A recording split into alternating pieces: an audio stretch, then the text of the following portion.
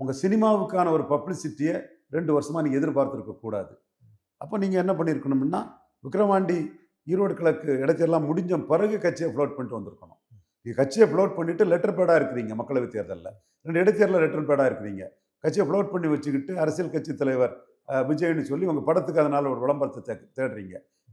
அந்த படத்துக்கு போஸ்டர் கூட கட்சி பேனரில் அடிக்கக்கூடாதுன்னெலாம் சொன்னீங்க. பட் அவன் கட்சிக்காரன் தாங்க அடிக்க வரான். மண்ட பேனரில் அடின்னு அர்த்தம்.